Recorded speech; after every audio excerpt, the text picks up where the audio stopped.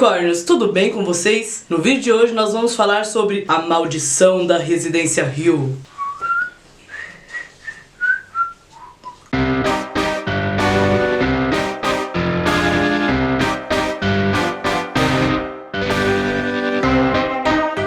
Bem, se preparem para um vídeo cheio de questionamentos, teorias e também um pouco de indignação que eu vou levantar aqui. Eu assisti essa semana a série A Maldição da Residência Hill, que é uma série que eu já tinha me indicado há algum tempo, só que eu não tinha parado pra assistir ainda. Se arrependimento matasse, eu teria assistido ela antes. Na verdade, acho que não, né? Porque eu tava numa situação de clima muito perfeito pra isso. Até porque dias nublados, chuva, aquela série, meu, era sensacional. Mano. Assim, essa série, ela encontra vários elementos que eu achei muito interessantes e eu vou levantar aqui nesse vídeo. Mas, primeiro, A Maldição da Residência Hill é uma série da Netflix que é baseada num livro de mesmo nome escrito em 1959. Escrito não, né? Lançado. E nessa história nós temos como personagens principais 5 irmãos e um casal. E esses irmãos são Luke, o drogado, eu vou colocar de forma bem pesada aqui mesmo, mas vocês vão entender isso quando vocês assistirem a série. Theodora, que é a sapatão, e sim, eu gravei isso daí, mas tipo, ela é a alcoólatra da família. Eleanor, que é o anjo sem defeitos, que é a pessoa que salva toda a família em vários sentidos diferentes no decorrer da série. Shirley, que é a irmã mais velha, mandona, chata pra caralho. E o Mitchell, que é o irmão mais velho, que é mais chato ainda. O Mitchell foi o personagem que eu peguei ódio no decorrer da história. Sério, na história você vai encontrar ali vários seres que são do mal, que são literalmente considerados monstros, e eles realmente são monstros. Você vai encontrar um ódio que você vai criar pela residência em si, mas nada se compara ao ódio que você vai sentir desse filho da puta do Mitchell. Ele é muito chato. A Maldição da Residência Hill, ela se passa em 3 tempos diferentes. Ela se passa na infância dos personagens, que é quando eles moravam na Residência Hill, no presente dos personagens, que é o que eles estão passando agora, que envolve toda a trama, e também o que eles passaram entre esse meio tempo, só que não tem um tempo fixo nesse meio aí. Eles mostram, tipo, muito baseado no personagem em si. Por exemplo, um dos personagens, vamos colocar o Luke como exemplo. O Luke, ele é um personagem que ele tá em reabilitação por conta do uso de drogas, e aí volta e meia vai mostrar quando ele usava drogas. Fica essa mudança de tempo que você consegue perceber se você prestar atenção, mas se você é do tipo que não consegue prestar muita atenção, você pode sentir um pouco de dificuldade. Tem gente que tem que assistir alguns episódios mais de uma vez pra poder entender. Eu, pessoalmente, não achei isso uma coisa muito difícil, até porque, cara, eu gosto de Donnie Darko, né? Quer brincar mais com o tempo do que Donnie Darko? Tem muita série que brinca muito mais do que Donnie Darko. Mas enfim, dá pra você entender, é só você prestar um pouquinho de atenção nos elementos visuais, que seria a cor do ambiente, os personagens em si. E outra coisa que eu usei pra reparar nas mudanças dos homens, principalmente, é a barba. Tá com barba é o tempo, tá sem barba é o tempo, tá criança é o tempo. Isso ajuda bastante. Casa, a Mansão Hill, ela é um lugar amaldiçoado. O nome nem fala, né? Maldição da Residência Hill. Enfim, mas é um lugar em que as pessoas que ficam muito tempo por lá, que passam a conviver naquele lugar, elas começam a enlouquecer e ver coisas. Aí a gente fica sempre numa dúvida se a pessoa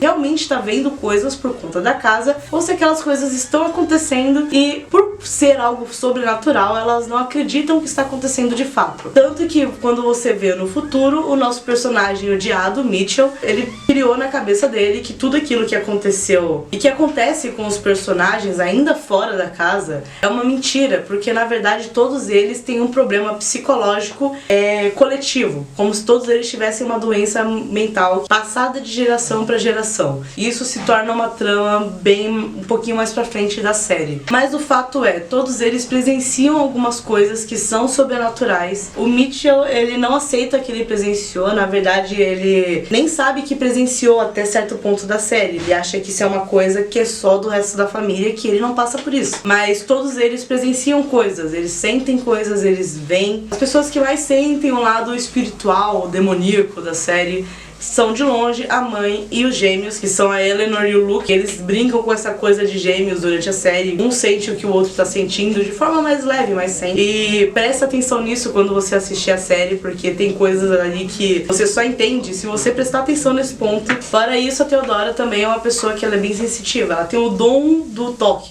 E nisso não é uma piada por ela ser sapatão. Mas tudo que ela encosta, ela consegue ter uma noção do que acontece com aquela coisa, o que aconteceu ali. Por exemplo, ela toca um objeto, digamos que ela, sei lá, toca minha guitarra, ela vai sentir que eu toquei essa guitarra, que eu me diverti com ela, ou coisa do tipo. Em momento algum é explicado sobre a origem da casa em si, ninguém conta, tipo, sei lá, por exemplo, no O Iluminado, no filme, né, no caso, você tem ali no final do filme eles falando que não no final, mas tipo, uma parte do filme, eles contam que o hotel lá, ele foi construído em cima de um cemitério indígena. E aí no final mostra também a foto das pessoas que trabalhavam na casa e a gente encontra a foto do personagem, ou a imagem do personagem principal ali no meio. Então você tem ali uma explicação pro que acontece no Residência Hill. A gente não tem essa explicação em algum momento. O máximo que tem é mencionado ali que os antigos donos tinham problemas psicológicos, alguns deles, e eles brincavam com coisas tipo tabuleiro Ouija,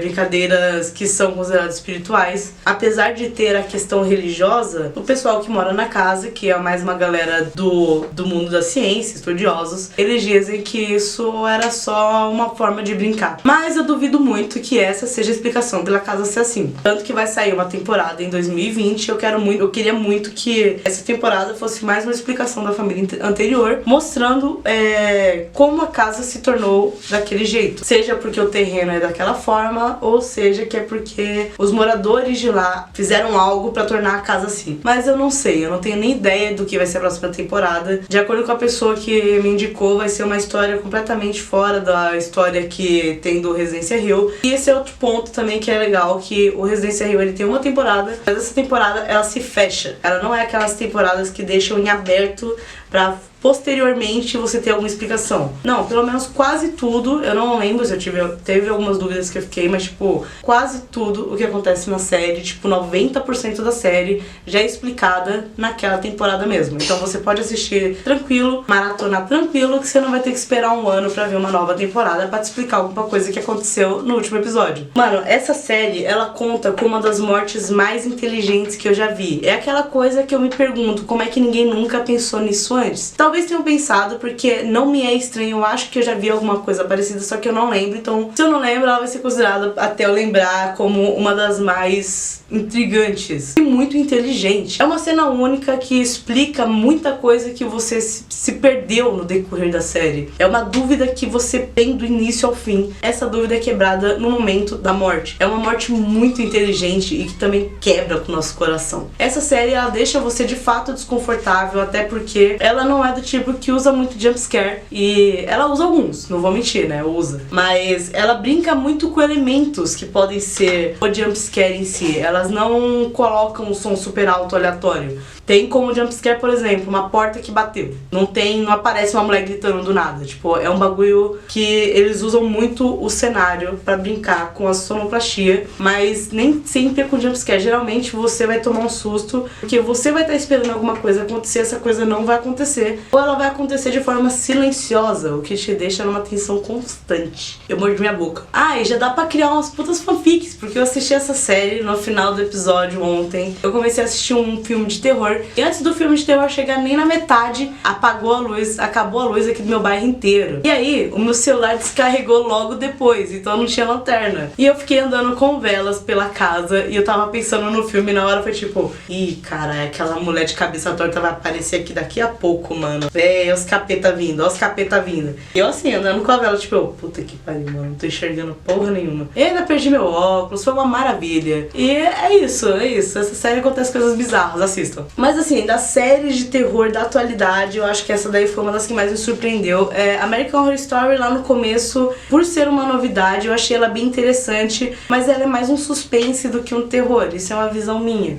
Até porque você tem ali todo o drama, você tem todo o suspense, mas o terror acontece, tipo, muito pouco e é só de vez em quando. Essa série, ela já é uma série que mistura muito bem o suspense e o terror, mas com o terror acima. Ela é muito boa. O visual dela também é lindo, os personagens são maravilhosas, são lindas e tem uma atuação muito foda. Você consegue pegar ódio do Mitchell, é claro, o Mitchell adulto, porque o Mitchell pequeno você tem um amor muito grande por ele, porque apesar dele ser uma criança um tanto cética, ele é uma criança que ele adora os irmãos, ele tá sempre cuidando dos irmãos. Mas aí quando ele cresce, ele se torna um babaca. Ele escreve um livro contando a história do que eles passaram na Residência Hill, ganha milhões em cima desse livro, mesmo sendo contra a vontade dos irmãos. E assim, além de ser contra a vontade dos irmãos, irmãos, ele começa a se colocar como um demonólogo, digamos assim. Uma pessoa que vai nas residências que tem assombrações pra tentar ver assombrações e escrever livros sobre elas. Mas aí tem um ponto sobre isso. Ele não acredita em nada do que ele fala. Então isso é uma das maiores indignações que a gente tem com ele. Porque ele tá o tempo todo criticando a família, falando que todo mundo é louco. E aí na frente do público dele ele fala: não, demônios existem, espíritos também.